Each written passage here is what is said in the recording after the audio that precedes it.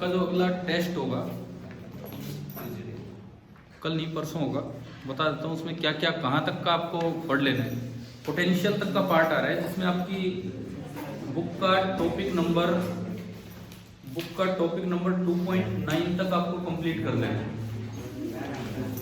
Topic number 2.9 तक आपको complete कर लेना है। मतलब एक टॉपिक है इलेक्ट्रोस्टैटिक्स ऑफ कंडक्टर, ठीक है, वो पूरा। और उसके बाद एक सॉल्ड एग्जांपल है, हाँ, डाइलेक्ट्रिक एंड पोलराइजेशन से अगला पार्ट स्टार्ट होगा। डाइलेक्ट्रिक एंड पोलराइजेशन से सेकंड पार्ट स्टार्ट होगा जिसको हम कैपेसिटेंस के साथ लेंगे, ठीक है। इसीलिए एक दिन हमने और बढ़ाया है। आपका जो टेस्ट होगा 70 मार्क्स का है, आप अपने अकॉर्डिंग देखें आप कितना क्या अटेम्प्ट कर पाते हैं। यहां तक 7 तो सॉल्ड एग्जांपल है ना बस नहीं, वो बाद में कोई कंबाइंड टेस्ट लेंगे उसको दे देंगे। इसमें केवल और केवल चैप्टर सेकंड के topic number 2.9 electrostatics of conductor तक की सारी बातें आप पढ़ें। सॉल्ड एग्जांपल हो गए 7। एक्सरसाइज का और बता देता हूँ, कल पक्का ये मतलब अपना अकेला है इतना, चाहे कोई क्लास में हो चाहे खुद किया हो, जैसे भी एक्सरसाइज में बता देता हूँ कहाँ तक कितना कर ही लेना आपको try. Question number 2.1 to 2.4 exercise में, इसके बाद कैपेसिटर आ गया वो रहने दो। 2.1 to 2.4 और एडिशनल एक्सरसाइज में 12, 13, 14, 15, 16, 17, 18, 19, 20, 21, 22, 22 तक। फिर उसके बाद कैपेसिटर आ गया है और आगे देखते हैं। 22 तक होने के बाद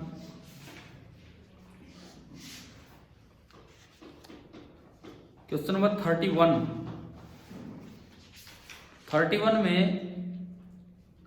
आखिरी 2 पार्ट छोड़ देंगे, F और G।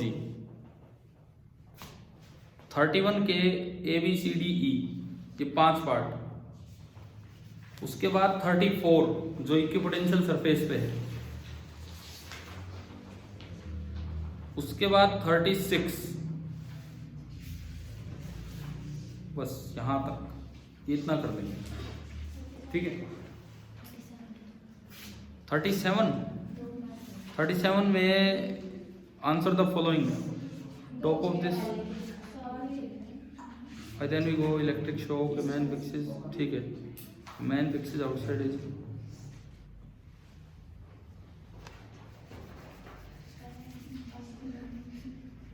चलो ये 37 भी ट्राई करना, 36, 37 कर लेना ट्राई, ठीक है। कहीं लगेगा कैपेसिटेंस की जरूरत है छोड़ देंगे, कोई बात नहीं भाई, ये काम है। और सुनो, ये एक दिन आगे इसीलिए पोस्टपोन किया था कि 50-50% काम तो हो। इलेक्ट्रोस्टैटिक्स ऑफ कंडक्टर के बाद अगला पार्ट स्टार्ट हो सकता है, तो वहां हम उसके बाद चलेंगे, ठीक है। कुछ काम मैं आज करवा रहा हूँ, बाकी कल आप अपना ये करके लाएंगे जरूर। ये पॉइंट्स भी पढ़ के हैं, वो जो मैंने लास्ट टॉपिक ऐड किया है टेस्ट के लिए, उसमें 6 क्वेश्चन है, 6 पॉइंट है ना, 5 या 6। इलेक्ट्रोस्टैटिक्स ऑफ कंडक्टर में कितने पॉइंट है? वो 6 सवाल ही है, 6 की 6 एक्सप्लेन करने आ सकते हैं, मतलब उनमें से कोई भी, ठीक है। पूरी एक्सप्लेनेशन होती है इनकी, जिनमें एक आधा पॉइंट हम कर भी चुके हैं पहले पिछले चैप्टर के साथ। तो चलो अभी इस काम को आगे बढ़ाते हैं, ये जो काम है अभी इसी को हम आगे बढ़ाते हैं। कल हमने ये सीखा था, देखो पहले मेरा मूड ये था कि हम शायद ट्यूसडे को टेस्ट ले, तो मैं थोड़ा सा शॉर्ट में गया था, इसको स्किप करके कुछ चीजों को छोड़ के। अब इसमें क्या है, ये एक अलग टॉपिक है और ये अपने आप में एक अलग टॉपिक है। तो आज मैं एक बार थोड़ा इससे पीछे जाता हूँ और यहां तक आपको पहुंचाता हूँ, ठीक है। थोड़ा इससे पीछे जाके यहीं तक, क्या कल ये करवाया, ये आ गया था समझ कि कैसे ये 3 पार्ट्स लिखने हैं। इस पे कौन सा है तो सॉल्व एग्जांपल नंबर 2.5 का सी पार्ट, ठीक है। देखो आप पेज नंबर 66 पे आप हो, पेज नंबर दरअसल 65 के नीचे एक क्वेश्चन है, एक बार ये देख ही लेते हैं। Determine the A part, determine the electrostatic potential energy of a system consisting of 2 charge 7 and -2 microcoulomb. भाई आपने देख लिया होगा ना अपनी किताब में पेज नंबर 65 पे। Determine the electrostatic potential energy of a system consisting of two charge 7 and -2 placed at this and this with no external field. कोई एक्सटर्नल फील्ड नहीं है तो ये टर्म भी जीरो, ये टर्म भी जीरो, ओनली कौन सी टर्म बचेगी? ये वाली टर्म 1/4πε0 जो वैल्यू हम जानते हैं q1 q2 which side put करना है, और r2 r1 मतलब उनके बीच की दूरी, उनके बीच की दूरी है ये। यहाँ तो ये डायग्राम में है r2 r1, एक 9 सेंटीमीटर आगे और एक 9 सेंटीमीटर पीछे है, एक 9 पे एक -9 पे, तो डिस्टेंस कितना हो गया? एक ओरिजिन से 9 सेंटीमीटर आगे एक पीछे, तो कितना डिस्टेंस हो गया? 18 सेंटीमीटर। ये जीरो और इससे नीचे 18 सेंटीमीटर आ जाएगा विद साइन रखेंगे। ए पार्ट हो गया। B part, how much work is required to separate the two charges infinitely away. To separate the two charges infinitely away का क्या मतलब? उसको असेंबल करना है कि उसको डिसमेंटल करना है? देखो सुनो, अगर किसी सिस्टम को असेंबल करना हो तो होगा to bring the charges from infinite separation to that particular position. उसमें तो वर्क डन बराबर होता है ईपी के, जितना आपने उस सिस्टम की ईपी लिखी है उसके बराबर होता है। अगर लिखा हो कि सिस्टम को यहां से इनफाइनाइट सेपरेशन पे भेजना है तो आपको डिसमेंटल करना है, अलग अलग करने हैं, तो यहां जो आपने ईपी निकाला उसका नेगेटिव आपको वर्क करना पड़ता है। तो जो फर्स्ट पार्ट का आंसर आएगा, सेकंड जो होगा वो क्या हो जाएगा? उसका नेगेटिव हो जाएगा। समझ आ गया क्या? ठीक है। इसके बाद हम आते हैं थर्ड पार्ट पे। Suppose that the same system of charge is now placed in an external field E बराबर a into 1/r², where a is 9 into 10⁵। ये आपको दे दिया, तो आपको ये बताना है कि what would be the electrostatic energy of the configuration. देखो इन्होंने डायरेक्ट V ना देके आपको क्या दिया है? E दिया है। E दिया है, पहले हमें E से क्या निकालना पड़ेगा? V, और उसके बाद एक बार V एट 9 सेंटीमीटर निकालेंगे, एक बार V एट -9 सेंटीमीटर, एक बार यहाँ पुट करेंगे, एक बार यहाँ पुट करेंगे, और फिर ये तीनों टर्म ऐड कर देंगे। E से V कैसे निकालते हैं ये भी हमने नहीं किया है। वैसे बीच में एक रिलेशन टॉपिक था, relation between E and V। अगर आपको E as a function of R दे रखा हो, अगर V as a function of R दे रखा हो तो E होता है -dV/dr। सिमिलरली अगर V as a function of R दे रखा हो तो ये होता है इंटीग्रल -∫V dr। तो इस सवाल में कैसे करना है? पहले V को इंटीग्रेट करना है, ठीक है, एक माइनस लगा देना है, और फिर उसके बाद आपको एक बार 9 सेंटीमीटर पुट कर लेना R की जगह, और एक बार -9। इस तरह से V1 और V2 कैलकुलेट करना आ जाएगा ये, ठीक है। चलो मैं अभी आऊंगा। देखो मुझे ये टॉपिक्स ध्यान है, बीच में हमने इक्विपोटेंशियल वाला जो सीक्वेंस थी ना हमारी, कल थोड़ी ब्रेक की थी क्योंकि टाइम कम था, तो मैं आगे आ गया था। नहीं तो हमारा जो सीक्वेंस चल रहा है उसमें जो नेक्स्ट टॉपिक था वो था इक्विपोटेंशियल सरफेस, उसके बाद था relation between E and V, ठीक है, उसके बाद थी इलेक्ट्रोस्टैटिक पोटेंशियल एनर्जी। पहले हमें देखना था आपस की इंटरेक्शन एनर्जी, पहले दो चार्ज की, फिर दो से ज्यादा की, फिर उसको रखना था एक्सटर्नल फील्ड में, पहले एक को रखना था फिर दो को। तो मैं तो बिल्कुल लास्ट टॉपिक पे आ गया था जहाँ पे दो रखे थे। तो क्या फिर डाइपोल की एनर्जी का जिक्र हो गया था क्या? नहीं, क्वेश्चन बोला था करने के लिए। तो अभी आज की क्लास में मैं पहले एक बार ये पोटेंशियल एनर्जी वाला पार्ट ही फिनिश कर रहा हूँ, इसी को थोड़ा एक्सप्लेन कर रहा हूँ। 2 की म्यूचुअल कैसे निकालनी है, 3 की म्यूचुअल कैसे निकालनी है, 3 से ज्यादा हो तो कैसे लिखना है, और उनको वर्क डन इन असेंबलिंग डिसअसेंबलिंग में कैसे यूज करना है, फिर एक्सटर्नल फील्ड में रखें तो कैसे आएंगे, और फिर डाइपोल पे। तो इसी में काफी टाइम लग जाएगा। तो आज की क्लास हम पहले पोटेंशियल एनर्जी पे ही लेते हैं, ठीक है। इसमें देखो कैसे किस तरह के टॉपिक्स हैं, हटाओ ना, ये तो कल वाला ही काम है हमारा। जैसे सपोज आपके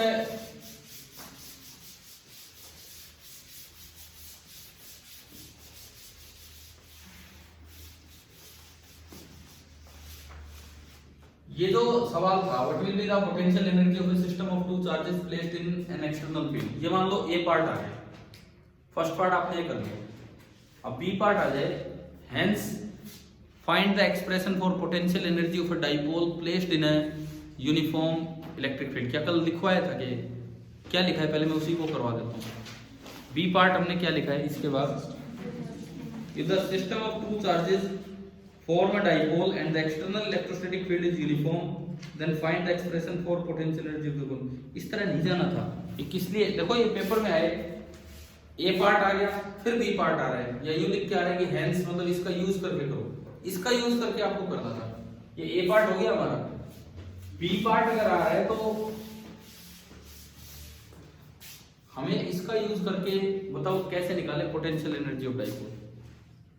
देखो ये तो सभी जानते हैं, शायद आप सभी जानते होंगे कि पोटेंशियल एनर्जी ऑफ डाइपोल का फॉर्मूला होता है माइनस पी डॉट ई, पता है ये माइनस पी कोस थीटा। लेकिन इसका यूज करके कैसे निकाले वो हमें सीखना है। तो हमने कल जो सीखा बोर्ड पे वो ये था, ये एक्स एक्सिस है, ये वाई एक्सिस है, बाहर मान लो जेड एक्सिस है, ठीक है। फिर हमने ये बनाया कि दो चार्ज का सिस्टम है, एक Q1 है Q2 इस तरह से। लेकिन पहले और दूसरे पार्ट में एक फर्क है। पहले पार्ट में लिखा था आर्बिट्रेरी इलेक्ट्रोस्टैटिक कॉन्फ़िगरेशन लिखा था, दूसरे पार्ट में आपने क्या लिया है? Uniform electric field. दूसरे पार्ट में आपने लिया है यूनिफॉर्म इलेक्ट्रिक फील्ड, ऐसा बोला होगा हमने। मान लो एक यूनिफॉर्म इलेक्ट्रिक फील्ड है इस डायरेक्शन में, सपोज आगे की तरफ एक यूनिफॉर्म इलेक्ट्रिक फील्ड है और इस इलाके में जो E है, E इस इलाके में E क्या है? Constant uniform. मैंने इसको बोला पोजीशन नंबर 1 एंड इसको बोल दिया पोजीशन नंबर 2। पोजीशन नंबर 1 का जो पोजीशन वेक्टर है वो मैं कह के चल रहा हूं कि कितना है? r1। पोजीशन नंबर 2 का जो पोजीशन वेक्टर है वो बोल रहे हैं कितना है? r2, ठीक है। इस यूनिफॉर्म फील्ड में मेरे को दो चार्ज रखने हैं, कल हमने रखे थे Q1 और Q2। आज वो डाइपोल बनाना है तो यहां तो Q रख लो और यहाँ माइनस Q रख लो। यहाँ पे Q चार्ज हमने रखा और यहाँ पे क्या रखा? Minus Q। क्या ये एक डाइपोल बन गया कि नहीं? बन गया एक डाइपोल, ठीक है। और एक इलेक्ट्रोस्टैटिक फील्ड में यूनिफॉर्म फील्ड में डाइपोल रख के ए के बाद बी पार्ट आया, मतलब उसी तरीके से, या हेंस मैंने नहीं लिखवाया होगा तो हेंस भी आप ऐड कर सकते हो।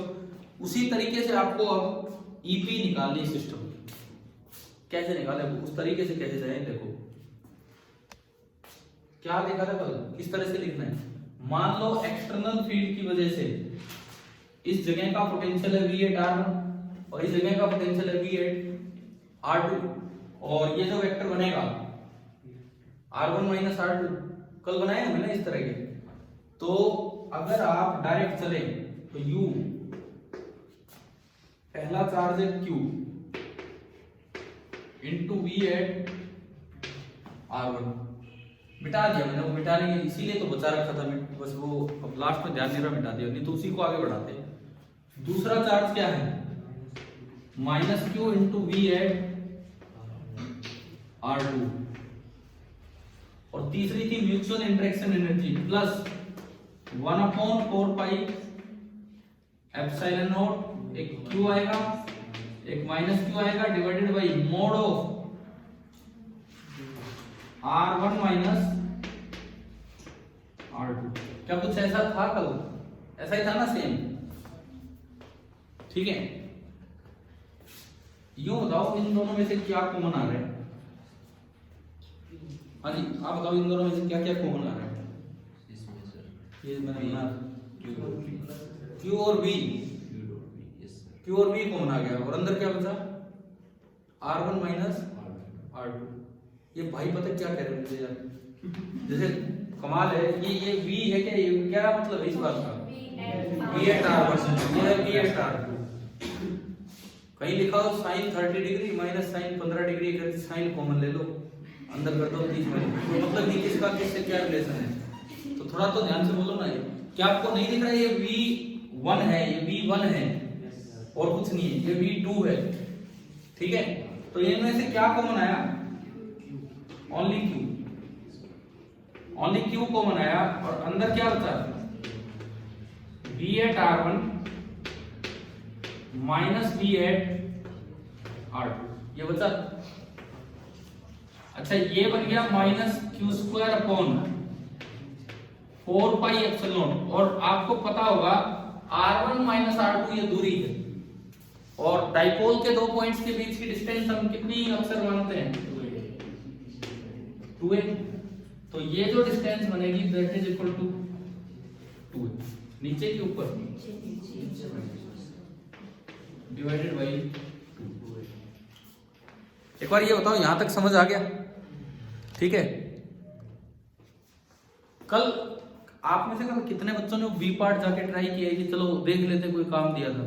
एक इन्होंने करके दिखाया है, लेकिन वो जो स्टैंडर्ड जो तरीका रखते हैं ना उससे कर दिया। पेपर में मैं कह रहा हूं अगर ए के बाद बी आएगा तो कहीं ना कहीं ये वर्ड हैंस लिखा होगा, मींस इस तरीके से, तो उस तरीके से नहीं जाना फिर हमें, समझ गए हो? और तो यार कोई असर ही नहीं होता। कल भी मैंने कहा, परसों भी कहा, रोज कहता हूँ भाई, आज भी पता नहीं कितना काम दे दिया आपको, एक दिन आगे फिर बढ़ाया है। पिछली बार भी आपको ध्यान होगा टेस्ट एक दिन आगे बढ़ाया था, टेस्ट बना के फिर उसका रिवीजन करवाया था मैंने, टेस्ट बना के उसका रिवीजन करवाया था और तब फिर एक दिन बाद हुआ था। देखो ये हो गया आपका यहां तक। ये कैसे निकालूं मैं? v at r1 minus v at r2, v at r1 minus v at r2 कैसे निकालूं? देखो उसका तरीका सुनो। ये दो पॉइंट्स हैं 2 और 1, ये दो आपको पॉइंट्स दिख रहे हैं, एक पॉइंट नंबर 2 है और एक पॉइंट नंबर 1 है। अभी q और माइनस 2 का कोई रोल नहीं है, ये v at r1 v at r2 तो सोर्स चार्ज की वजह से है जिन्होंने एक्सटर्नल फील्ड फैला रखा है E। ये तो q और माइनस के तो बाद में इसमें कौन से चार्ज रखे हुए हैं? Test charge. दिमाग में है ना कल वाली पिक्चर, वही चल रही है ना? तो देखो इस इलाके में E इधर है, अभी भी आपको पोटेंशियल डिफरेंस निकालना हो तो उसका तरीका ये होता है कि आप एक टेस्ट चार्ज लो, कोई भी क्यू नॉट लो, और उसको एक से दूसरी जगह तक मूव करवा के देखो, जितना आपको वर्क करना पड़ा होगा वही पोटेंशियल डिफरेंस हम लिखते हैं अगर आपने यूनिट चार्ज लिया है। क्या होता है पोटेंशियल डिफरेंस? दो पॉइंट्स के बीच का पोटेंशियल डिफरेंस अगर मैं बात करूं, दो पॉइंट्स के बीच का potential difference v at r1 minus v at r2, दो पॉइंट्स के बीच का पोटेंशियल डिफरेंस होता है work done by external agent in bringing a unit charge. Infinity तब होगा जब आपको v1 डिफाइन करना हो, केवल v1, तो आप कहां से लेके आएंगे? इंफिनिटी से 1। लेकिन v1 माइनस v2 डिफाइन करना है तो 2 से 1। याद है ना ये बात, है ना? तो ये हम 2 से 1 लेके चलेंगे। एक्सटर्नल की बात कर रहे हैं तो स्लोली लेके चलेंगे, डिवाइडेड बाई 2। ये था। इसको इलेक्ट्रिकल में कन्वर्ट करो, इसको इलेक्ट्रिकल में कन्वर्ट करो, तो अगर एक्सटर्नल की जगह इलेक्ट्रिकल लगाते तो बाहर क्या लग जाएगा? माइनस 2 to 1, लेकिन उसमें कंडीशन हट जाएगी डिवाइडेड बाई q। क्या यहां तक समझ आया? ठीक है। अब मैं इस डेफिनेशन का यूज करके मैं v2 माइनस v1 निकालूंगा। इस डेफिनेशन का यूज करके कैसे निकालेंगे? देखो आपने क्या किया, कोई भी एक टेस्ट चार्ज लिया q0 और उसको मैं 2 से 1 लेके गया और मुझे इलेक्ट्रिकल का वर्क देखना है। E कांस्टेंट है, इस रीजन में E कांस्टेंट है तो उस पे इलेक्ट्रिक फोर्स कांस्टेंट लगता रहेगा। कितना लगेगा? QE फिक्स है। इधर की तरफ एक इलेक्ट्रिक फोर्स लगेगा, आगे की तरफ F इलेक्ट्रिक आगे लगेगा, and that will be equal to Q0 into E। Constant force का वर्क निकालना बहुत आसान होता है। कैसे? F dot displacement. ठीक है, ये जो डिस्प्लेसमेंट 2 से 1 ले जाने में हुआ है, डिस्प्लेसमेंट कितना हुआ है? 2a। डिस्प्लेसमेंट जो हुआ है दैट इज 2a। ये एंगल सपोज ये एंगल थीटा है, ये एंगल सपोज थीटा है, तो ये जो वर्क होगा, माइनस तो बाहर लगा हुआ है, माइनस तो बाहर लगा हुआ है, ये जो इलेक्ट्रिकल का वर्क होगा F डॉट S होगा। तो F यानी कि Q नॉट E, ये डिवाइड बाई टेस्ट चार्ज आएगा, टेस्ट चार्ज हमने क्या बना दिया? Q not E into 2a और into cos theta divided by Q not. Q not से Q नॉट कैंसिल हो गया। तो आप देखो V8R1 माइनस V8R2 कितना आया? Minus E into 2A into cos theta. Put in equation number 1। इस चीज की जगह वो मैं इक्वेशन नंबर 1 में पुट करूं तो ये देखो U कितना आया? U माइनस एक Q तो पहले है और वहां से क्या आ रहा है इसकी जगह E into 2A into cos theta बन गए minus Q square upon 8 pi epsilon not A। क्या ये यहां तक समझ आए? Q इंटू 2A को मैं क्या लिख सकता हूं? P dipole moment.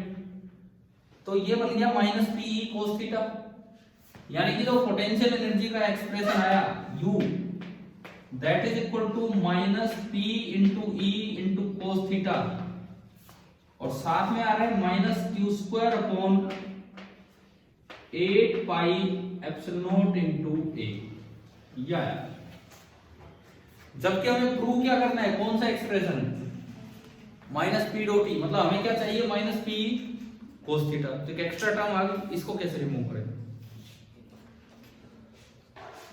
बताओ इसको कैसे रिमूव करें? आपने पीछे एक लाइन पढ़ी थी, you have a freedom in choosing the zero level of potential energy. एक लाइन ये भी पढ़ी थी कि potential energy is always indeterminate to an additive constant. लिखा था एक एडिटिव कांस्टेंट कभी भी उसमें आप चेंज कर सकते हो। तब क्या करो, यहाँ पे आप अपना एक लॉजिक देंगे। क्या लॉजिक देंगे कि हम मान लेंगे कि थीटा 90 डिग्री पे पोटेंशियल एनर्जी कितनी है? 0। हम इसमें ये मान लेंगे कि थीटा अगर 90 डिग्री है तो उस पे जो पोटेंशियल एनर्जी है दैट इज 0। ठीक है। और अगर आप थीटा 90 पे पोटेंशियल एनर्जी 0 मानते हो तो उसके लिए इस टर्म को हटाना पड़ेगा ना। अभी 0 लेवल पता नहीं कहाँ है, अभी 0 लेवल हमें नहीं पता कहाँ है, लेकिन अगर हम थीटा 90 पे 0 लेवल मान ले तो क्या ये चीज खत्म हो जाएगी? ठीक है। तो यहाँ पे हम एक लाइन लिख देंगे सिंपल। पहले ये बताओ यहाँ तक समझ आया? तो मैं आपको एक और बुक से पढ़ाता हूँ ये चीज, क्योंकि आपकी बुक में थी। पेज नंबर 67 पे आप आओ। पेज नंबर 67, पेज नंबर 67 देखो, सबसे ऊपर इक्वेशन 2.33 क्या लिखी है इन्होंने? U at any angle theta कितना बनाया है? Q कॉमन कि यही है पूरा, यही है ना पूरा। उसके बाद देखिए R1 R2 तो पोजीशन वेक्टर है प्लस Q माइनस Q। उसके बाद इसने लिखा कि V8 R1 minus V8 R2 बराबर होगा minus E into 2A cos theta. ये देखो ये जो हमने यहाँ से यहाँ निकाला अलग से। भाई ये काम समझ आ रहा है क्या?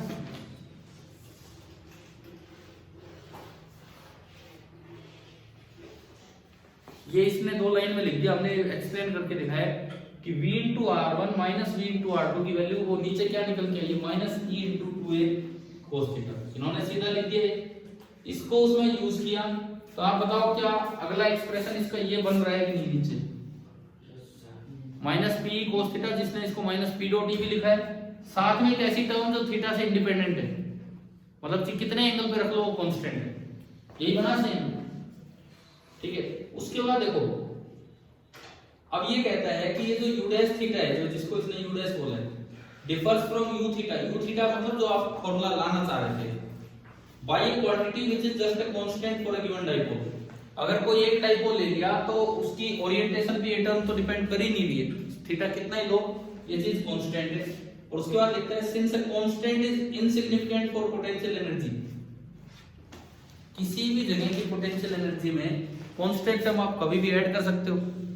पीछे हमने पढ़ा था यूपी माइनस यूआर लिखो, UP plus alpha minus UR plus alpha लिखो, बात तो एक ही है। जब आप कांस्टेंट कभी ऐड भी कर सकते हो तो कांस्टेंट को ड्रॉप भी कर सकते हो। ठीक है। तो इसलिए इसने बोला है कि this term can be dropped and in this case since the constant is insignificant we can drop the second term, so this equation reduces to minus p dot e। समझ में आ गया क्या? लास्ट में बस यही हम बोल देंगे कि this term is a constant term independent of theta, so it can be dropped, so u is equal to minus p dot e।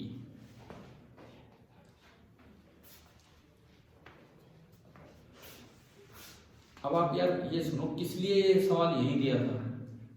अगर एग्जाम में फर्स्ट पार्ट आ जाए वो कल वाला एक्सप्रेशन निकालना, और फिर सेकंड पार्ट आए कि उस एक्सप्रेशन का यूज करके आप पोटेंशियल एनर्जी ऑफ डाइपोल निकालो, तो आपको टॉर्क वाले मेथड से नहीं जाना है जो आप अक्सर सोचते हो। आपको इस मेथड से करके दिखाना होगा और लास्ट में लिखना होगा कि constant term can be dropped, so u का फॉर्मूला आ गया -be cos थीटा।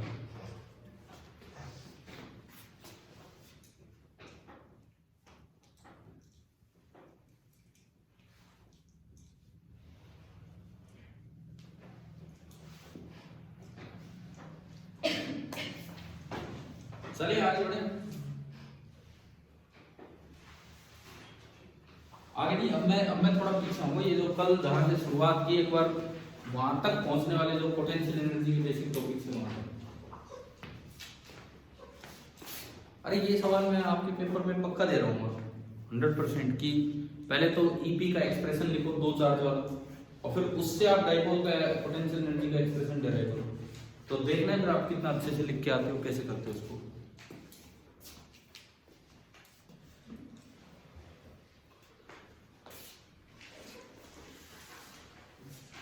चलेंगे आगे बढ़े, ठीक है।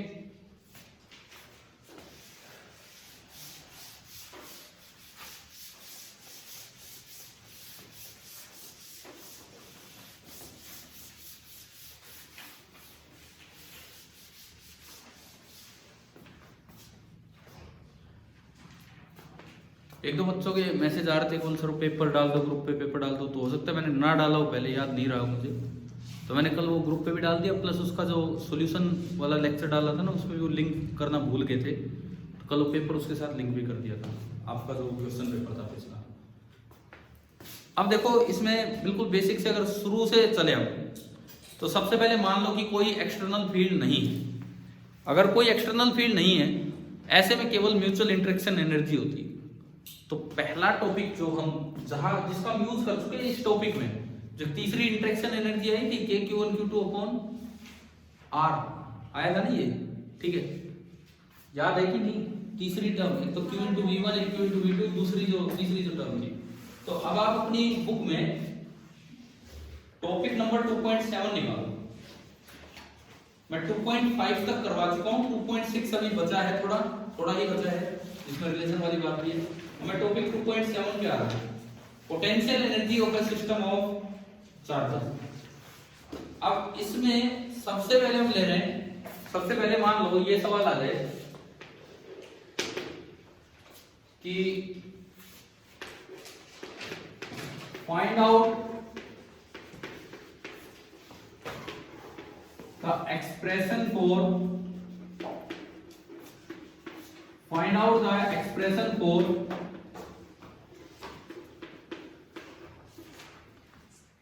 Interaction energy of a system of two charges।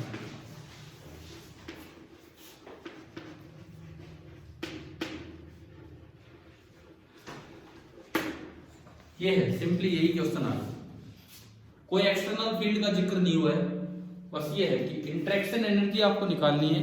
एक सिस्टम ऑफ टू चार्जेस में आपको केवल और केवल इंटरेक्शन एनर्जी निकालनी है, ये करना है।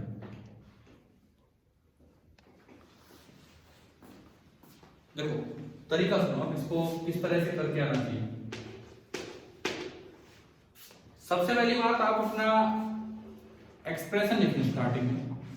एक Q1 चार्ज यहां रखा है, B पे चार्ज रखा है Q2, इनके बीच की दूरी कितनी है R। तो इस सिस्टम की जो पोटेंशियल एनर्जी होगी that will be 1/4πε0 Q1 Q2 upon R। ये वो चीजें जो हमने उस टॉपिक में यूज की थी म्यूचुअल एनर्जी के रूप में, ठीक है। हाँ, इसमें ये हम मान के चलते हैं कि इनफाइनाइट सेपरेशन पे U कितना है, जी, ये हम मान के चलते हैं। सबसे पहले तो हम ये एक्सप्रेशन देते हैं, उसके बाद प्रूफ कैसे, क्या स्टेप्स होंगे इसमें प्रूफ में। देखो ये पोजीशन है A, ये पोजीशन है बी,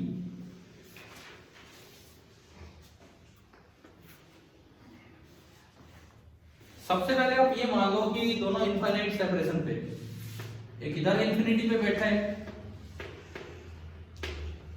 और एक इधर इंफिनिटी पे बैठा है और कोई एक्सटर्नल फील्ड है नहीं।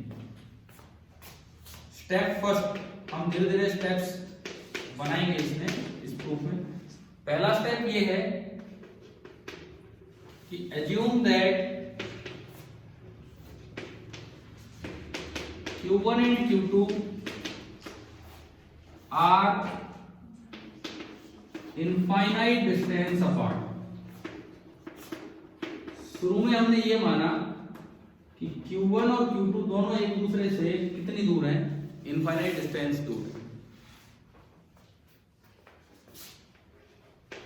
उसके बाद स्टेप सेकंड, मतलब पेपर में अगर यही सवाल आ जाए तो कैसे करके आना चाहिए, ये एक्सप्रेशन ही निकालना चाहिए। तो स्टेप सेकंड, और जब भी करो तो पहले अपना एक्सप्रेशन दे दो क्या डेराइव करने वाला। स्टेप सेकंड ये है, now bring Q1 to position A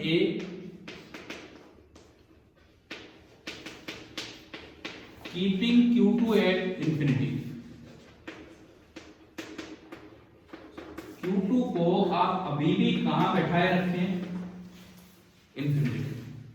तो जो दूसरा मेरा स्टेप है वो ये है कि मैं पोजीशन A पे लेके आ गया Q1 को, B पोजीशन अभी वैकेंट है और Q2 जो है वो अभी भी बहुत दूर है इंफिनिटी पे। अच्छा ये बताओ, जब Q2 इंफिनिटी पे है तो क्या Q2 का इधर फील्ड पहुंच रहा है? अभी नहीं। क्या कोई और एक्सटर्नल फील्ड दिया है सवाल में पहले से? नहीं, इनका आपस का इंटरेक्शन देखना है। तो क्या कोई इलेक्ट्रिकल वर्क हुआ होगा क्या? नहीं हुआ ना। इसका मतलब W इलेक्ट्रिकल ऑन Q1 कितना हो गया? 0। W इलेक्ट्रिकल 0 है तो W एक्सटर्नल भी कितना होगा? क्योंकि वो इक्वलेंट अपोजिट ही करते हैं, आप स्लोली लेके आते हैं तो आपको कोई वर्क ही नहीं करना पड़ा, आराम से आ रहा है। कि ये स्टेप आया समझ में। उसके बाद स्टेप नंबर थर्ड,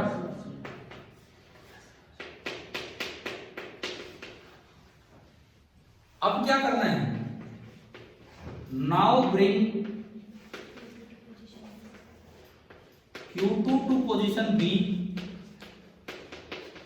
अब आप Q2 को B पोजीशन पे ले आए, कीपिंग Q1 एट A।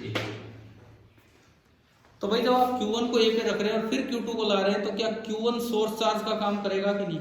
करेगा ना। तो पहले ही Q1 की वजह से यहां पोटेंशियल लिख लो। इस वक्त यहां पोटेंशियल कितना है? Q1 की वजह से के लास्ट में लिख देंगे Q1 अपॉन R। ये होगा। ये जो आपने भी लिखा B पे, इसकी वजह से है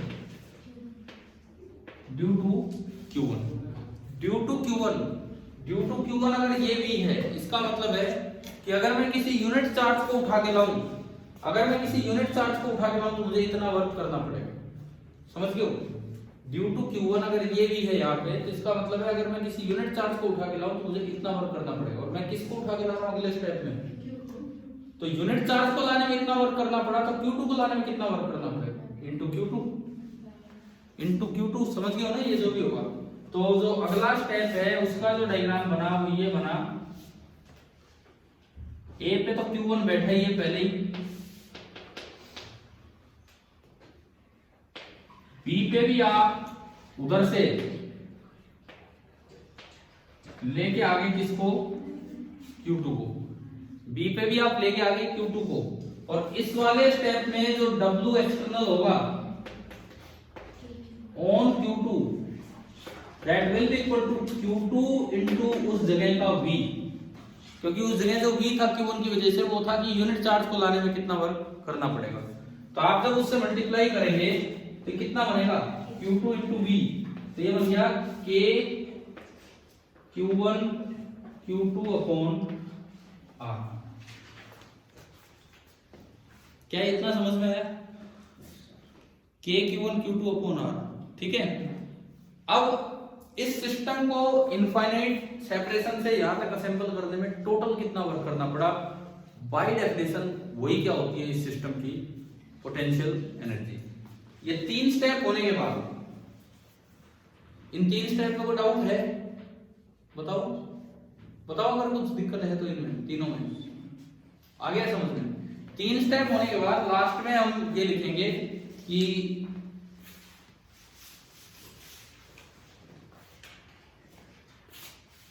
जो U होगा that is equal to W total.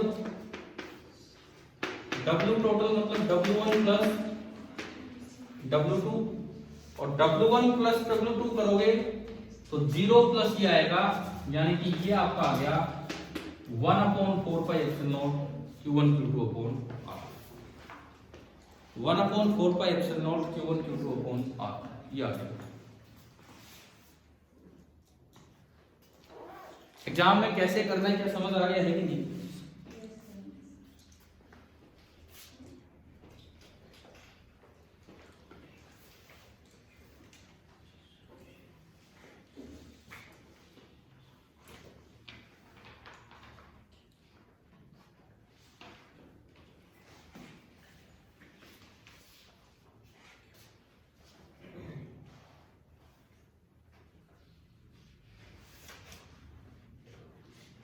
अब देखो एक बार अपनी बुक में ध्यान दो, पेज टॉपिक नंबर 2.7 में,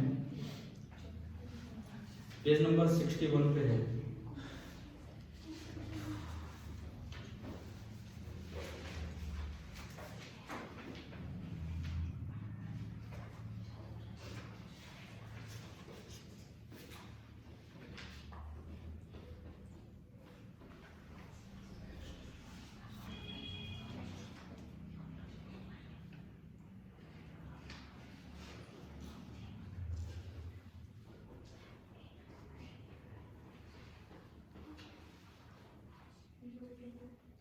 हाँ जी, हो गया ना?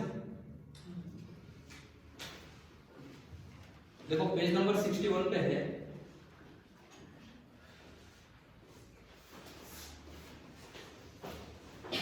इसमें 1 2 3 तीसरी लाइन पे मैं चलता हूँ, टॉपिक 2.7 की 3rd लाइन।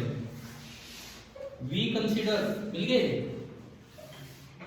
वी कंसीडर मिला है नहीं? We consider that the charges Q1 Q2 are initially at infinity. पहले स्टेप में हमने कहा माना उनको इंफिनिटी पे, and determine the work done by an external agency to bring the charges to the given location. यही किया हमने। कैसे? Suppose first the charge Q1 is brought from infinity to point R1। सबसे पहले आपने Q1 को लाया इंफिनिटी से, और जो उसकी लोकेशन थी R1 मतलब पहली लोकेशन पे। There is no external field against which work needs to be done, क्योंकि Q2 बैठा है इंफिनिटी पे और कोई फील्ड है नहीं, तो कोई वर्क करना ही नहीं पड़ेगा। समझ में आया? So work done in bringing Q1 from infinity to R1 is 0।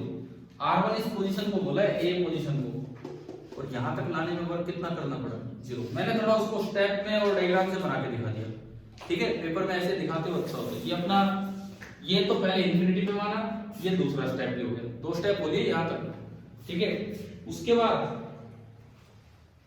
this charge produces a potential in the space given by, अब इसने इतना पोटेंशियल फैला दिया, वो हमने भी लिखा भी था वहां B की लोकेशन पे, ठीक है? where R1 is the distance of point P in the space, जहां पे मुझे दूसरा चार्ज रखना है। अब from definition of potential, unit charge को लाने का वर्क वो है, तो Q2 चार्ज को लाने का वर्क क्या होगा? इनटू क्या करना पड़ेगा? Q2। सिंस लास्ट में लिखता है, since electrostatic force is conservative, अगले पेज पे, since electrostatic force is conservative, this work gets stored in the form of potential energy, thus the potential energy is this। अब भाई ये बताओ, क्या ये 3 स्टेप लिखा के क्या ये समझ में आ गए? जो बुक ने आधे पेज में एक्सप्लेन किया, मैंने आपको डायग्राम और स्टेप्स में बता दिया। यहां तक आया समझ में? इसके बाद पढ़ो आगे। Obviously if Q2 was brought first and Q1 later, the potential energy would be same। भाई आप बताओ, ये पोटेंशियल एनर्जी क्या लाने के तरीके पे डिपेंड करती है? बिल्कुल नहीं, ना पाथ पे, ना लाने के तरीके पे, तेज लाए धीरे लाए, ना इस बात पे पहले उसको लाए कि पहले इसको लाए। समझ गए हो? तो चाहे आप पहले Q2 को ले आओ, चाहे पहले Q1 को, और इवन एक और बात, चाहे दोनों को साथ साथ ले आओ। दोनों को साथ साथ लाना बड़ा मुश्किल है, मतलब कैलकुलेट करना। क्यों? दोनों साथ साथ लाओगे तो इसका फील्ड भी आने लगेगा और इसका फील्ड भी, तो वो मुश्किल हो जाएगा कैलकुलेट करना। लेकिन अगर आप कर पाते हो तो उसमें भी वर्क डन क्या आना है, टोटल यही आना है। समझ में आ रहा है? ठीक है। मोर जनरली ये लिखता है कि अगर Q2 को पहले लाया होता तो भी U सेम होता। More generally the potential energy expression is unaltered whatever way the charges are brought to the specified location. अब कैसे ही लेके आओ, because of path independence of work. हमने थोड़े दिन पहले पाथ इंडिपेंडेंस प्रूव किया था, r कैप और थीटा कैप से। ठीक है, आगे देखते हैं। Equation 2.22 is true for any sign of Q1 and Q2, चाहे कोई पॉजिटिव हो चाहे नेगेटिव हो, कि एक पॉजिटिव एक नेगेटिव, और दोनों को विद साइन रखना होगा। ठीक है। If Q1 into Q2 is greater than 0, Q1 into Q2 greater than 0 का क्या मतलब है? ऑपोजिट साइन ना यार, Q1 into Q2 greater than 0 का क्या मतलब है? कि दोनों के सेम साइन होंगे, या तो दोनों पॉजिटिव होंगे या दोनों ही नेगेटिव होंगे, दोनों सेम साइन होंगे। If Q1 into Q2 is greater than 0, potential energy is positive. यानी कि अगर तो नेगेटिव चार्ज भी आपने रख दिए ना, तो भी उस सिस्टम की पोटेंशियल एनर्जी क्या होगी? पॉजिटिव होगी। ठीक है। उसके बाद this is as expected since for like charge Q1 into Q2 is greater than 0, electrostatic force is repulsive and a positive amount of work is needed to be done against this force to bring the charges from infinity to a finite distance apart। अब इसने कैसे समझा इसको? Qualitative explanation दी है reasoning के साथ कि क्यों पॉजिटिव आ रहा है। अगर दोनों नेगेटिव भी हुए ना, मान लो मैं दोनों को एक साथ ला रहा हूं, एक साथ, तो दोनों को जब मैं लाऊंगा तो नेगेटिव नेगेटिव क्या करेंगे? एक दूसरे को रिपेल। तो मुझे फोर्स कहां लगाना पड़ेगा? इधर, और दोनों का डिस्प्लेसमेंट भी इधर ही हो रहा है, तो मेरे द्वारा दोनों पे किया गया वर्क पॉजिटिव है कि नेगेटिव? पॉजिटिव। तो इसलिए वही तो स्टोर होना है पड़ेगा, तो यू क्या होगा? पॉजिटिव। दूसरा केस देखो, for unlike charge Q1 into Q2 is less than 0, और इस केस में क्या होगा? The electrostatic force is attractive. तो अगर मैंने छोड़ दिया तो अपने आप ही अट्रैक्ट हो जाएंगे, तो मुझे फोर्स किधर लगाना पड़ेगा? Opposite direction. In that case a positive amount of work is needed against this force to take the charges from the given location to infinity. In other words, a negative amount of work is needed for the reverse path। मतलब ये क्या कहना चाह रहे हैं? मैं other word बात आई उस पे आ गया। आपने इन दो को छोड़ दिया, ये तो भाग के ही आ जाएंगे एक दूसरे के पास। हमें तो स्लोली लाना है, तो स्लोली लाने के लिए इस पे फोर्स इधर लगाना पड़ेगा और इस पे इधर, और बस इनको मूव होने दो, लेकिन फोर्स किधर लगाना पड़ रहा है? एक्सटर्नल, बाहर। तो इस पे भी एक्सटर्नल उधर, डिस्प्लेसमेंट इधर, इस पे भी एक्सटर्नल उधर, डिस्प्लेसमेंट इधर, तो दोनों पे वर्क क्या हुआ? नेगेटिव। वर्क डन नेगेटिव, तो जो potential energy of the system है वो भी क्या होगी? नेगेटिव। अरे यार ये एक एक लाइनों में ये भी पूछ सकता आपसे कि भाई एक्सप्रेशन कहता है कि दो नेगेटिव चार्ज होंगे तो उनकी पोटेंशियल एनर्जी पॉजिटिव होगी, क्यों? या एक पॉजिटिव एक नेगेटिव चार्ज होगा तो उसकी पोटेंशियल एनर्जी नेगेटिव होगी, क्यों? जस्टिफाई करो। तो जस्टिफाई इसमें थोड़ी कि मल्टीप्लाई करके दिखा रहे हो, देखो जी 2 गुणा -3 -6 होता है, ये थोड़ी जस्टिफिकेशन ये देना है। क्या लाइनें समझ आ गई है क्या? एक एक नंबर के सवाल ये बनते हैं, और इनमें ना बोर्ड में ऐसे भी सवाल आ जाते हैं। For Q1 Q2 less than 0 the two charges are brought near by, बताओ पोटेंशियल एनर्जी बढ़ी है कि कम हुई? इसे देख के बता दो। और Q1 Q2 लेस देन 0 है और दो चार्ज को पास लाया गया है, तो पोटेंशियल एनर्जी बढ़ी होगी कि कम? पास लाए हैं तो R क्या होगा? कम। R कम होगा तो Q1 Q2 अपॉन R ज्यादा, लेकिन Q1 into Q2 क्या है? नेगेटिव, वो -2 से -6 हो गया। हाँ समझ रहे हो? -2 से -6 हो गया। भाई R छोटा होने से तो मैग्नीट्यूड बढ़ेगा ना, लेकिन बाहर क्या लगा होगा इसके? माइनस। तो -2 से -6 होना, पोटेंशियल एनर्जी बढ़ी है कि कम हुई? कम हुई। समझ गए हो? इसमें ही कई बार बच्चे गलत जवाब दे जाते हैं। वो तो सोचते हैं कि R कम हुआ है, R कम हुआ है तो Q1 Q2 भाई R ज्यादा होगा, और आंसर आ गया इंक्रीज। जबकि वो Q1 Q2 लेस देन 0 तो नेगेटिव में ज्यादा हो रहा है, it means potential energy decrease हो रही है। क्या ये समझ में आ गया? If Q1 Q2 is greater than 0 and R is decreased then potential energy is increased. If Q1 Q2 is less than 0 and R is decreased, then potential energy is also decreased. एक बार दोबारा repeat कर रहा हूँ, बस सुन लो. अगर Q1 Q2 greater than 0 है, दोनों positive हैं, and R is decreased, तो पोटेंशियल एनर्जी क्या होगी? इंक्रीज. क्यों इंक्रीज वो भी सुन लो, वो भी सुन लो. अरे वो नीचे वाला ऊपर वाला हो गया, वो तो हो गया. अब इसका क्या फिजिकल एक्सप्लेनेशन क्या है, उस पर आएंगे हम. ये Q1 Q2 ग्रेटर देन 0 है, तो या तो दोनों पॉजिटिव होंगे या दोनों नेगेटिव. तो दोनों एक दूसरे को क्या कर रहे होंगे? रिपेल. फोर्स बाहर लग रहा होगा. और मैं कह रहा हूँ R इज डिक्रीज, तो मुझे फोर्स किधर लगाना पड़ेगा? क्योंकि खुद तो फोर्स बाहर लग रहा था, तो मुझे फोर्स किधर लगाना पड़ेगा? अंदर. और डिस्प्लेसमेंट भी अंदर हो रहा है, फोर्स भी अंदर. तो मैं वर्क पॉजिटिव कर रहा हूँ कि नेगेटिव? पॉजिटिव वर्क इस पे कर दिया तो इसकी पोटेंशियल एनर्जी और ज्यादा बढ़ जाएगी. और अगर ये अपोजिट साइन के होते, Q1 Q2 लेस देन 0, तो दोनों क्या कर रहे होते? एक दूसरे को अट्रैक्ट कर रहे होते. अब अगर आप इनको पास ला रहे हो धीरे धीरे, तो आपको तो फोर्स रोकने के लिए लगाना पड़ता ना, किधर? बाहर. और बस इनको धीरे धीरे आने दो, तो आ इधर रहे और फोर्स अपोजिट लगा रहे हो, तो वर्क क्या होता आपका? और वो नेगेटिव वर्क जब स्टोर हो रहा है, मतलब आप पोटेंशियल एनर्जी को क्या करवा रहे हो? कम करवा रहे हो. समझ में आ गया? ठीक है. ये जो पैराग्राफ है मैं तो आपको यही समझा रहा हूँ. इनमें सेपरेशन इंक्रीज डिक्रीज वाली बात नहीं थी जो मैंने आपको बताई यहाँ पे. अच्छा, उसके बाद सेम थिंग एक्सटेंड हो जाएगी अगर यहां पे दो चार्ज की बजाय अगर यहां पे लिखा होता फॉर अ सिस्टम ऑफ कितने चार्ज? 3 चार्ज. दो चार्ज की बजाय अगर यहां दिया होता कि for a system of find out the expression is for 3 charge, यही था.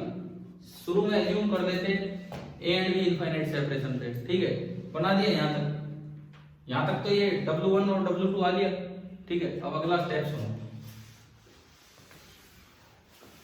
अगर 3 चार्ज का ये सिस्टम होता, मान लो ये Q1 है, ये Q2 है, और इस दूरी को मैं R12 बोल रहा हूं, तो ये R12 यहां भी लग जाता है ना. और जब इसमें करते तो ये R12 यहां भी लग जाता. क्लियर हुआ? अभी तो आप 3 चार्ज लाने, एक को लेके आए वर्क 0, दूसरे को लेके आए वर्क हो गया. जब दूसरे को लेके आए तो A ने सोर्स का काम किया. ठीक है. अब जब तीसरे को लेके आएंगे तो A और B दोनों ही किसका काम करेंगे? सोर्स का काम करेंगे. तो स्टेप नंबर 4 आ जाएगा. समझ गए हो ना? मैं इसको एक्सटेंड कर रहा हूं. अगर 3 चार्ज का आ जाए, ये एक्सप्रेशन डेराइव करना, बोर्ड एग्जाम में एक्सप्रेशन डेराइव करना आ जाए 3 चार्ज का, तो स्टेप नंबर 4 now bring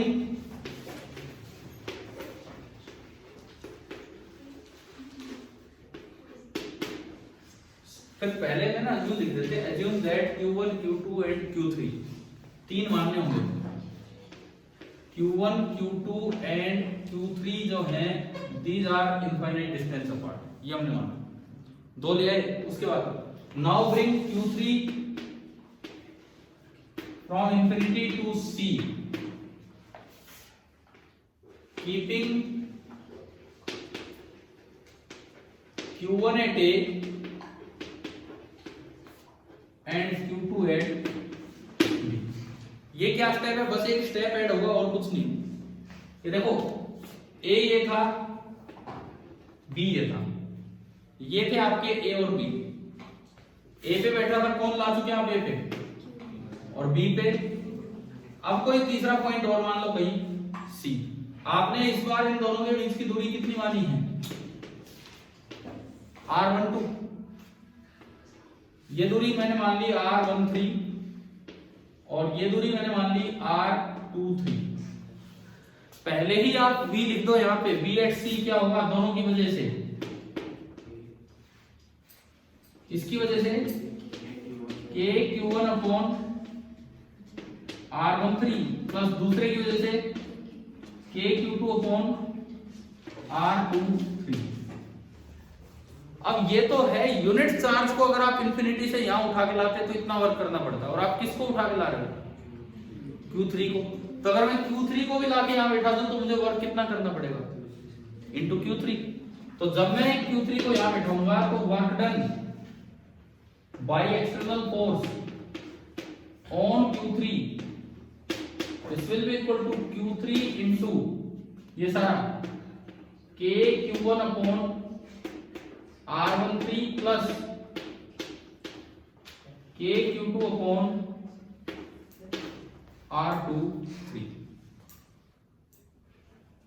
बन गए। अब लास्ट में सारा वर्क इकट्ठा करेंगे। लास्ट में ये तो यार ये कुछ नोट किया होगा थोड़ा बहुत, ठीक है। अब लास्ट में सारा वर्क इकट्ठा करेंगे।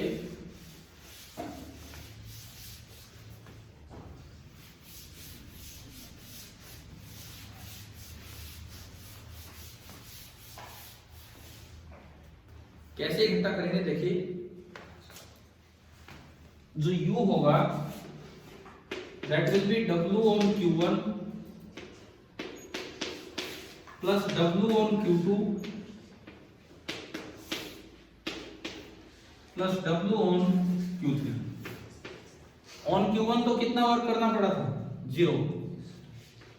on Q2 आपने लिखा होगा K Q1 by R12 into Q2 and on Q3 ये वाला है ऊपर ये लिखा हुआ। तो जब आप इसको अलग अलग करके लिखेंगे तो K Q1 Q3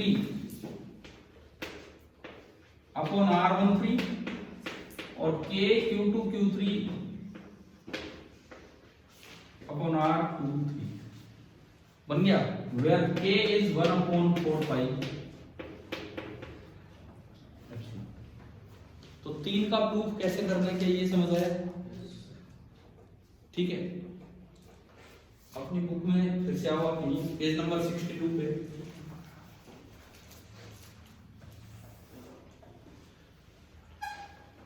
देखो जहां हम पढ़ चुके उससे आगे अभी हमने पढ़ा था Q1 Q2 greater than 0 less than 0 वाला पैराग्राफ। उससे अगला पैराग्राफ स्टार्ट होता है इक्वेशन 2.22 लिखा दिख रहा है ना पेज नंबर 62 पे। Equation 2.22 is easily generalized for a system of any number of points. फिर ये लिखता है अगर 3 मानते हो, हम जिसको ABC बोल रहे हैं उनको पोजीशन नाम दे रहा है R1 R2 R3 है ना। तो ये कहता है पहले को लाने में कोई वर्क नहीं करना पड़ा। लिखता है to bring Q1 first from infinity to R1 no work is required, लिखा है ना। टू ब्रिंग Q2 उसके लिए वर्क ये था, ये लिखा होगा हमने दूसरे नंबर पे। एंड टू ब्रिंग Q3 तो इसने लिखा है Q1 और Q2 ने एक पोटेंशियल फ्यूज कर दिया, वो पोटेंशियल लिख दिया और Q3 तो लाने में जो वर्क होगा उससे मल्टीप्लाई किया और लास्ट में तीनों ऐड कर दिए। बताओ क्या ये समझ आ गया कि नहीं, ठीक है। मतलब ऐसा है हम पेयरिंग याद कर जाते हैं, न्यूमेरिकल्स के लिए हम याद कर जाते हैं कि अगर 3 आए 4 आए हम पेयर बना लेंगे, परंतु अगर एक्सप्रेशन प्रूव करना हो तब तो ये चीजें दिखानी पड़ेगी कैसे आए, स्टेप तो बनाने पड़ेंगे ना वहां पे। समझ आ गया है कि नहीं, ठीक है। अब अगर इस रिजल्ट को थोड़ा जनरलाइज करें, अगर हम ये आज जो अभी जो टॉपिक चल रहा है ना, हमने एक्सटर्नल फील्ड नहीं लिया, एक्सटर्नल फील्ड हमने नहीं लिया। बिना एक्सटर्नल फील्ड आपस की म्यूचुअल इंटरेक्शन एनर्जी हम सीख रहे हैं क्या बनेगी क्या नहीं, ठीक है। कल जो टॉपिक करवाया वो इससे एक स्टेप आगे था, उसमें इसका यूज ही कर दिया था हमने सीखा। अब जनरल सी बात ये है कि अगर n पार्टिकल्स आए, अगर आपके पास n पार्टिकल्स आते हैं, कोई भी n पार्टिकल, ये Q1 Q2 दुनिया भर के पार्टिकल है, लास्ट है Qn, तो आप ना पेयरिंग कर दो। अभी आपके 3 के बारे में रिजल्ट कैसा आया, एक U12 का पेयर बन गया, एक 2-3 का और एक 3-1 का, और ये ऐसे पेयर आए हैं। हमने 2 पार्टिकल की एनर्जी निकाली, उसका फॉर्मूला आया था K Q1 Q2 upon R। तो 3 पेयर ऐसे बन गए जैसे 1 और 2 की एनर्जी लिखो तो तीसरा प्रेजेंट होना हो उससे कोई फर्क नहीं पड़ा, 2-3 की एनर्जी लिखो तो पहला प्रेजेंट होना हो उससे कोई फर्क नहीं पड़ा। क्योंकि पोटेंशियल एनर्जी इसलिए ऐसी इसलिए बनी क्योंकि हम जानते हैं कि ये सुपरपोजिशन प्रिंसिपल को फॉलो करता है फोर्स, तो किसी के होने ना होने से दूसरे पे फर्क नहीं पड़ता है, टू बॉडी इंटरेक्शन फोर्स ये बोला जाता है। तो इसीलिए अगर आपके पास n पार्टिकल्स भी हैं तो आप क्या करें, आप फॉर्म पेयर, आप क्या करें, आप इसके पेयर बनाएं। अगर ऐसे n पार्टिकल्स भी आते हैं तो आप इसके पेयर बनाएं। कितने पेयर बनते हैं? अगर n है नंबर ऑफ पार्टिकल्स, तो मैथमेटिक्स हमें बताता है n में से 2 सेलेक्ट करने के जो तरीके हैं, जो बच्चे परम्यूटेशन कॉम्बिनेशन जानते हो बड़े अच्छे से लिख सकते हैं। मैं सीधा जो रिजल्ट बन रहा है वो लिख रहा हूं, n into n-1/2। जैसे फॉर एग्जांपल अगर 3 पार्टिकल है, मान लो 2 पार्टिकल है, 2, कितने पेयर बने? 2 into 1/2, कितने पेयर? 1, k q1 q2 कौन आ वही बनेगा। अगर 3 पार्टिकल हैं तो कितने पेयर बनेंगे?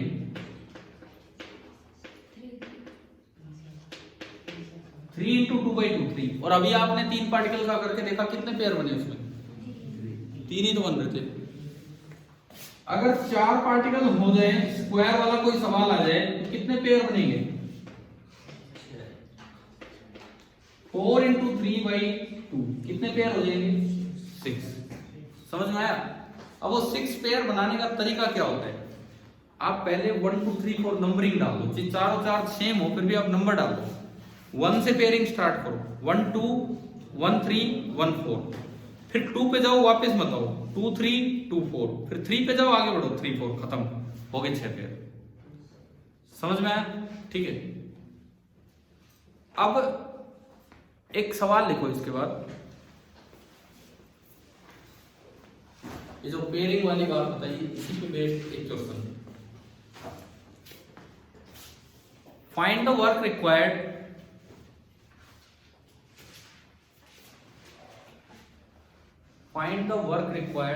to dismantle dismantle। dismantle मतलब उसको तोड़ना, डिसमेंटल मतलब होता है यहां से इंफिनिटी पे भेजना, असेंबल करने का मतलब होता है इंफिनिटी से यहां तक लाना।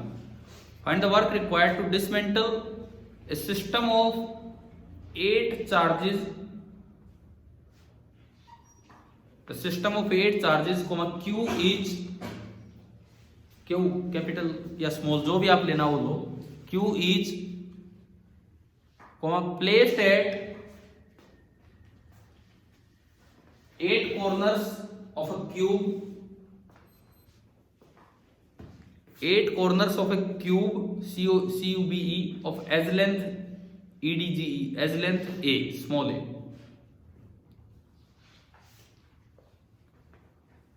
अब पहली बात तो ये दिमाग में रखो, कभी भी किसी सिस्टम को असेंबल करने का वर्क पूछा जाए मतलब उसकी पोटेंशियल एनर्जी पूछ रहे हैं, क्योंकि जितना वर्क उसको बनाने में लगा होगा वही सिस्टम की क्या होती है? Potential energy. तो इसके बिल्कुल उल्टा, अगर डिसमेंटलिंग का वर्क पूछा जाए तो जो उस सिस्टम की पोटेंशियल एनर्जी उसका क्या कर दो? नेगेटिव। समझ गए हो? असेंबल करने का वर्क अगर ये है तो डिसमेंटल करने का वर्क क्या होगा? उसका नेगेटिव होगा। क्लियर हुआ कि नहीं? ठीक है। कितने पार्टिकल है यहाँ? 4 है, 8 8। तो बताओ नंबर ऑफ पेयर्स कितने बनेंगे? क्या 28 पेयर बनाने लगे फिर तो ये तो 28 ही बनेंगे वैसे तो यहाँ से 8 into 7, तो 28 पेयर में तुम तो कितने रह जाएंगे? 1 2 1 3 1 4 1 5 1 6 1 7 1 8, फिर 2 से स्टार्ट हो जाओ, कई देर से पेयर ही बनाने में लग जाएंगे, फिर उनको जोड़ घटा। तो यूं तो बहुत बड़ा सवाल हो गया, तो क्या करें ऐसे? ना ये थोड़ा बड़ा हो जाता है ना। अब मैं बताता हूँ, सुनो। कभी भी अगर सिमेट्रिकल अरेंजमेंट और उसमें आइडेंटिकल चार्ज हो, सिमेट्रिकल अरेंजमेंट जैसे क्यू, आइडेंटिकल चार्ज सारे क्यू रखे हैं, सिमेट्रिकल अरेंजमेंट और आइडेंटिकल चार्ज हो, तो आप क्या किया करो? केवल एक की एनर्जी लिख लो, केवल एक की एनर्जी सबके साथ इंटरेक्शन, और उसको 8 से नहीं 4 से मल्टीप्लाई करो, n/2 से। कारण आपने u1 लिख ली, फिर u2 लिखेंगे तो इंटू 2, u3 लिखेंगे इंटू 3 हो गया, मतलब 8 है तो इंटू 8। लेकिन हर एक टर्म 2 बार आ गई, 1 की लिख रहे थे तब भी u12 आई, 2 की लिख रहे थे तब भी u21 आई। तो ऐसे केस में जब भी कभी सिमेट्रिकल आइडेंटिकल अरेंजमेंट हो तो आपको बहुत ज्यादा पेयर्स पे ना जाने की बजाय आप क्या करो? किसी एक की एनर्जी लिख दो सबके साथ और उसको मल्टीप्लाई कर दो किससे? n/2 से। ये आपका क्या बनेगा? u total. अब अगर असेंबल करने का वर्क पूछा है तो यही होगा, और डिसअसेंबल करने का, डिसमेंटल करने का वर्क पूछा है तो उसका नेगेटिव होगा। ठीक है, देखते हैं, अब ये बताता हूं कैसे यूज करें। इसमें आपको क्यूब दिया गया है,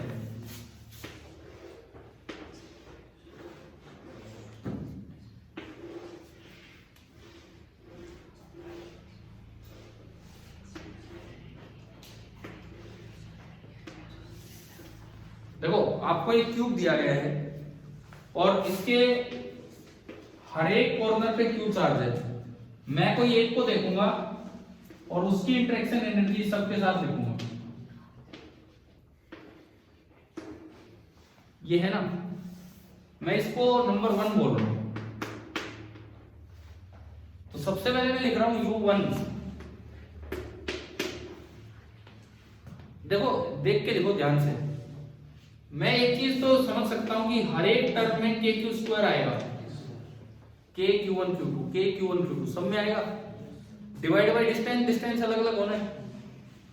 3 पार्टिकल ऐसे हैं जो A और A दूरी पे, 3 पार्टिकल इससे ऐसे हैं जो A और A डिस्टेंस पे, तो KQ/A, KQ² और KQ² यानी कि अंदर बचा 3/A। क्या ये पहली टर्म आई समझ में? 3 के साथ हो गया। 3 ऐसे हैं जो √2A पे हैं, एक ये और एक ये। अरे जैसे मान लो ये वाला है, ये वाला ऊपर वाला, उस कॉर्नर वाला, तो एक उस दीवार का डायगोनल, एक इस दीवार का डायगोनल और एक छत का डायगोनल, 3 हो गए √2A वाले। KQ² तो उनमें भी ऊपर आएगा, तो 3 क्या होगा, √2A। समझ आया? एक ऐसा बचा है जो बॉडी डायगोनल, साथ ही तो है उसके अलावा बॉडी डायगोनल √3A पे होता है, तो KQ² आपका कॉमन आया तो 1/√3A। क्या U1 लिखना आ गया? बताओ अब इसको किससे मल्टीप्लाई करूंगे? 4 से। 8 से नहीं, 8 से किया तो हर टर्म 2 बार रिपीट होगी, तो U टोटल आ जाएगा 4 से मल्टीप्लाई करते। फिर जो वर्क पूछा है वो U टोटल होगा या उसका नेगेटिव होगा? नेगेटिव, क्योंकि आपसे पूछा गया कि इसको डिसमेंटल करने का वर्क, इंफिनिटी तक ले जाने का वर्क। तो बस तो आ गया आंसर।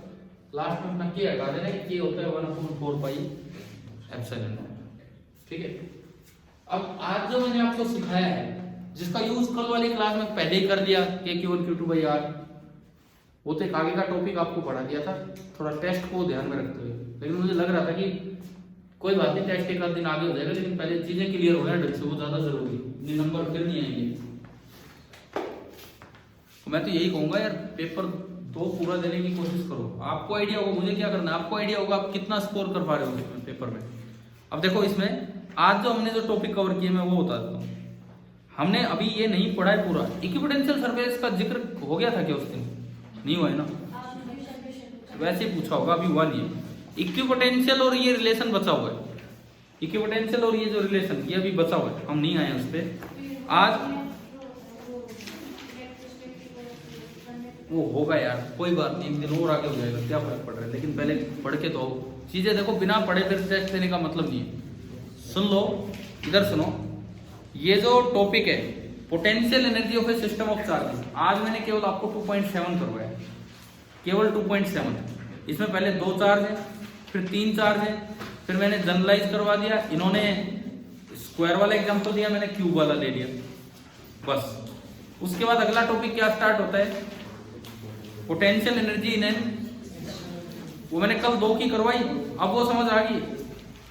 इसमें बुक में पहले क्या है, potential energy of a single charge, तो सिंगल चार्ज तो कल पढ़ी ली, Q1 × V/R1, तो इसने आप पढ़ोगे, अपने आप पढ़ लोगे, तो अपने आप पढ़ोगे तो ये देखो सीधा आगे आता है Q × VR, अगले पेज पे ही, अरे पेज नंबर 65 पे ऊपर ही ऊपर इक्वेशन 2.27 है, Q × VR, वही इसने एक्सप्लेन किया, पढ़ लोगे। इसके बाद एक छोटा सा पार्ट है जिसमें 1 इलेक्ट्रॉन वोल्ट को डिफाइन किया गया। 1 वोल्ट से अगर आप एक इलेक्ट्रॉन को एक्सेलरेट करवाते हो तो जो एनर्जी गेन करता है वो 1 इलेक्ट्रॉन वोल्ट होता है। ये भी एक सीधा 1 नंबर का क्वेश्चन आ सकता है, ये अपना पढ़ना है। उससे अगला टॉपिक मैंने आपको करवाई दिया है, potential energy of A system of 2 charge, कल करवा दिया है। ठीक है। इस पे बेस्ड जो सोल्ड एग्जांपल है उसका सी पार्ट तब होगा जब हम ई और वी के रिलेशन को समझ चुके होंगे। अच्छा, उससे अगला जो टॉपिक है potential energy of dipole in an external field, हैंस वाले मेथड से हम कर चुके हैं कि उस तरीके से, और वो आपके पेज नंबर 67 पे है। और जो आपका नॉर्मल मेथड होता है टॉर्क वाले से, वो आपका पेज नंबर 66 पे। तो कल आप यहाँ तक पढ़ के आए। अब सुनो, मुझे नहीं लगता कि एक दिन आगे शिफ्ट करना पड़ेगा टेस्ट, मुझे लग नहीं रहा है सर, क्योंकि देखो मुझे क्या क्या बताना है, इक्वी पोटेंशियल सरफेस बताना है, रिलेशन बताना है, इतने टाइम नहीं लगने उसमें। और एक ये टॉपिक है इलेक्ट्रोस्टैटिक ऑफ कंडक्टर, जिसमें सुनो 6 पॉइंट में से क्या हम ये 5वां पॉइंट नहीं कर चुके हैं? पेज नंबर 69 पे देखो, प्रूव कर चुके हम ये गॉस लॉ से पीछे, बल्कि होल कट करके सिग्मा बाय 2 एप्सिलॉन हो चुका। 5th पॉइंट हमारा, ठीक है। फर्स्ट पॉइंट है inside a conductor electrostatic field 0 होता है, क्या ये पढ़ चुके हैं पीछे? एक्सप्लेनेशन है आसान सी, पढ़ लेंगे। सेकंड है इसकी सरफेस पे फील्ड नॉर्मल होता है, क्या ये पढ़ नहीं चुके पीछे? ठीक है ना, जस्ट एक लाइन की एक्सप्लेनेशन है। उसके बाद interior of a conductor can have no excess charge, ये हमने प्रूव किया था पिछली बार कैविटी वाले क्वेश्चन में वहां। अरे बिल्कुल कैविटी के पास एक गॉसियन सरफेस मान के और एक बार बाहर मान के, क्या प्रूव नहीं कर दिए? ये भी हो चुका है। नेक्स्ट है electrostatic potential is constant through out the volume of container, क्या कल मैंने वो सेल वाला वो लॉजिक पढ़ने का दिया था? E0 होता है तो V कांस्टेंट करवा दिया ना, वो ये भी हो गया। तो आप बताओ इलेक्ट्रोस्टैटिक शील्डिंग, ये आ चुका पीछे वहां फैराडे केज वाला नाम, कैविटी के अंदर कोई फील्ड नहीं होता, तो क्या ये टॉपिक हो नहीं चुका है क्या? तो अभी कल मुझे इनमें से कम करवाना है। आप जो एक्सरसाइज दिए वो जरूर करके लाओ। सोल्ड एग्जांपल नंबर 7 तक हो गए, और एक्सरसाइज के जितने दिए कल जरूर करके लाओ, बिकॉज परसों आपका टेस्ट होगा, उसको और आगे शिफ्ट करने की जरूरत नहीं बनेगी। और इस चैप्टर को 2 पार्ट्स में ब्रेक कर लिया, क्योंकि इतना रिवीजन में हो नहीं पाया कि एक वीक में इतना हो जाए, ठीक है। और इस बार कोशिश कीजिए कि पूरा टेस्ट दें। अच्छा, एक चीज ये हो सकती है, आप पूरा दीजिए। आप क्या चाहते हो, मैं मतलब थोड़ा टाइम लिमिट का टेस्ट दूं, 70 की बजाय 35 नंबर का बनाऊं? नहीं तो मैं क्या, कैसे आप दोगे पेपर, कैसे दोगे पूरा? मेरा तो मूड यही था कि 70 नंबर के पेपर बने, तो उससे आपको आइडिया लगे क्या है। नहीं, आप जितने बजे आ सको ना, आप फ्री हो आने के लिए, जितने बजे आज को शाम को आप आ जाओ। आप पूरा 3 घंटे का पेपर दे सकते हो अगर आप इंटरेस्टेड हो, ठीक है। वो 3 घंटे का आप 3 घंटे में करते हो, 2 घंटे में करते हो, आपकी मर्जी है। और नहीं तो फिर अपने भाई सेक्शन चूज करो और पिछली बार की तरह देखते रहो जो भी, ठीक है। कल पोटेंशियल की लास्ट क्लास है। Thank you.